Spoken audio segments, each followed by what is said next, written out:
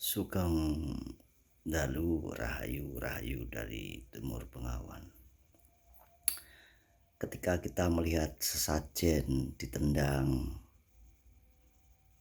ya, yang kita pertanyakan adalah sesajen itu apa? Sudah saya jelaskan, sesajen adalah sebuah penghormatan kepada alam semesta sehingga tidak terjadi nantinya bencana dan sebagainya. Nah, kenapa alam semesta perlu dihormati? Ya karena besok kamu itu mengembalikan jasadmu yang terbuat dari air, api, tanah, angin dan sebagainya ke alam semesta. Kamu hutang. Nah, sesajen dan keyakinan apa sang kesatrio Piningit ini? Keyakinan apakah dia? Karena yang Sabdo Palon berkata bahwa untuk menyebarkan agama Budi, Gomo Budi itu adalah sang kesatrio Piningit. Nah, budaya sesaji itu budaya kita. Budaya dari bahasa Sangsekerta diambil dari budi dan akal. Budaya kita untuk membuat rumah itu alatnya macam-macam. Makanya alat itu adalah budaya. Ada sekop, ada pacul. Semakin ke sana, semakin modern, budaya memakai sekop, memakai pacul, ya, sabit dan sebagainya itu berubah. Di pertanian berubah menjadi budaya yang modern, adanya traktor dan sebagainya, sehingga sistem pertanian akan lebih mudah, sehingga sistem membuat rumah lebih bagus, lebih canggih. Tetapi budaya yang kita ambil dari budi dan akal manusia, budaya, alat-alatnya itu kita sebut budaya, itu beda dengan burung. Burung membuat sangkar ya gitu-gitu aja, bulat-bulat dari ranting-ranting pohon cemara dan sebagainya dikumpulkan ya seperti itu sampai burung itu kiamat. Ya seperti itu, nggak berubah. Ketika burung itu bisa berubah membuat kotak seperti kotak burung lovebird, wah jadi pertanyaan ini, akalnya dari mana? Karena budaya kita itu adalah alat. Budaya adalah alat. Budaya dari bahasa Sangsekerta artinya budi dan akal. Nah, Gomo Budi yang disebarkan oleh sang kesatrio Piningit dari yang Sabdo Palon ini, budi dari sini rasa budi itu bisa kita sebut dengan intelektual atau kecerdasan spiritual. Kalau ini intelijensi, ya. Nah, ini bahaya kalau didoktrin, ya, dididik semena-mena oleh guru atau siapapun itu untuk berbuat jahat, untuk saling membenci. Ini bahaya, ya.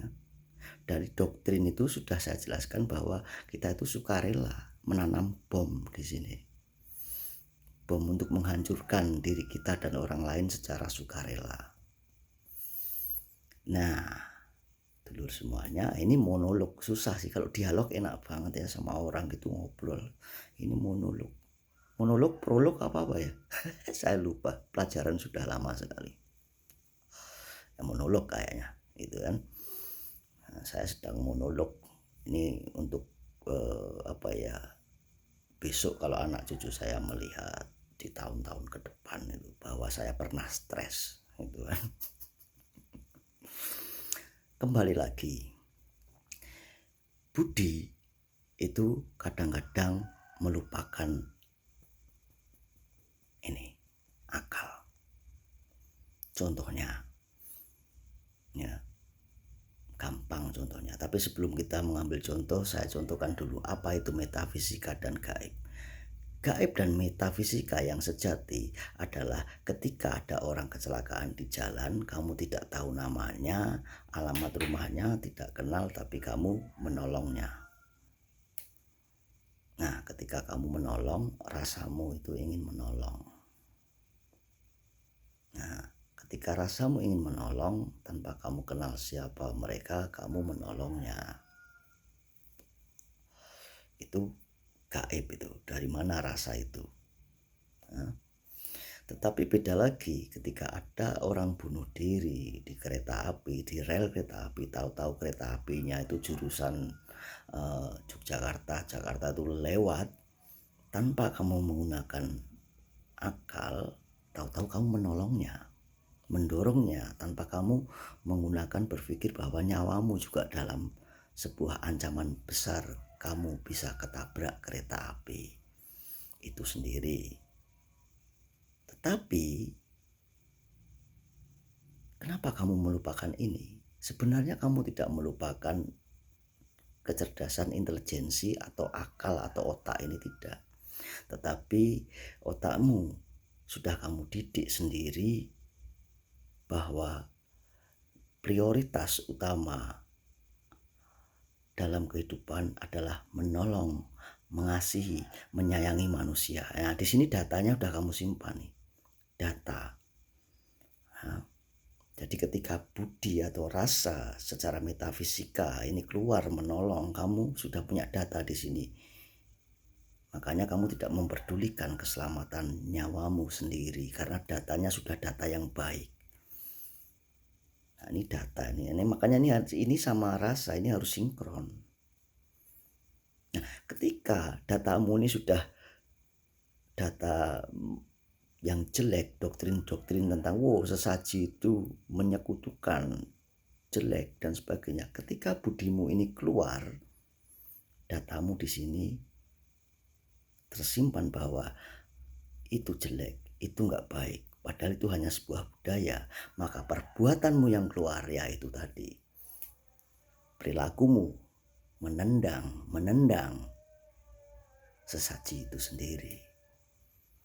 Makanya isilah data-data atau memori atau ingatan data yang baik. Pesan bagi guru-guru semuanya yang ada di antah berantah negeri para dewata Jawoto ini,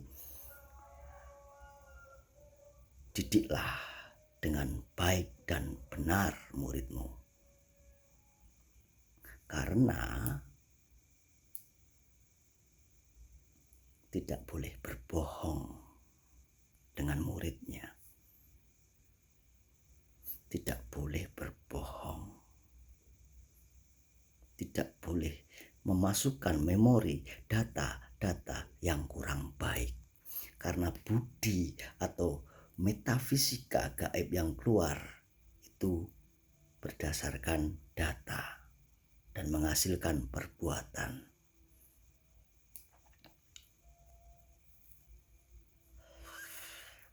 Gitu dulur semuanya. Ego itu beda lagi. Ego adalah emosi. Emosi itu bisa meliputi cinta yang besar, itu bisa jadi emosi, bisa jadi amarah, bisa jadi nafsu, dan sebagainya. Sebenarnya baik dan buruk itu tidak ada semua. Memperkosa itu disebut buruk, bisa juga disebut baik. Kok bisa ya? Buruknya kamu merampas tubuh wanita, baiknya tanpa kamu dibekali yang namanya burung di tempatmu itu, kamu tidak bisa punya keturunan. Jadi kamu bisa menggunakan burungmu untuk berbuat baik, kamu punya keturunan, generasi yang bisa merawatmu sampai kamu tua. Tapi ketika ini kamu gunakan seperti ulat yang jalannya begini kemana-mana, maka kamu memperkosa murid-muridmu dan akhirnya menjadi perbuatan yang kurang baik. Tapi jika kamu tidak punya ini, tidak ada kelahiran, juga nggak baik. Pikirkan sendiri baik dan buruk itu apa. Nah, Sang Satrio Piningit ini dengan budinya, maka datanya Sang Satrio Piningit di sini selalu baik, tidak pernah bilang menyekutukan, tidak pernah bilang sesaji itu jelek, tidak pernah bilang nih. Kenapa? Karena datanya selalu baik, gaibnya baik, datanya baik. Ketika kamu mempunyai data yang jelek di sini, yang nanti merugikan, menghina orang lain, menyakiti, memusuhi, maka kamu bukanlah sang kesatrio Piningit. Simple menurut saya, dari kedangkalan spiritual saya, kamu bukan sang kesatrio Piningit. Menyekutukan Sang Maha Pencipta mempunyai banyak nama, Maha Adil, Maha Bijaksana, Maha Mengerti, Maha Murah. Ketika Sang Satrio Piningit meminta keadilan, beliau datang ke Yang Maha Adil sebagai perwujudan dari Sang Pencipta. Apakah itu namanya menyekutukan? Ketika beliau datang ke Yang Maha Bijaksana untuk mengetahui kebijaksanaan, apakah itu menyekutukan? Ketika beliau tidak diberi rizki yang banyak, beliau datang kepada Yang Maha Murah, apakah itu menyekutukan? Ketika Maha Murah, Maha Adil, Maha Bijaksana, Maha Mengerti, Maha Mengetahui, semuanya digabung, terciptalah hanya satu, yaitu Maha Pencipta. Dibuat simpel supaya tidak ada banyak maha, repot nanti kalau dia datang ke maha ini, maha itu satu-satu, banyak sekali nanti. Satu saja, Maha Pencipta. Siapakah Maha Pencipta? Kamu jawab sendiri dari kecerdasan intelijensimu. Kalau saya dangkal. Dan kamu jawab sendiri dari kecerdasan intelektualmu atau budi. Gomo Budi Eyang Sabdo Palon, Rahayu Rahayu dari Timur Bengawan.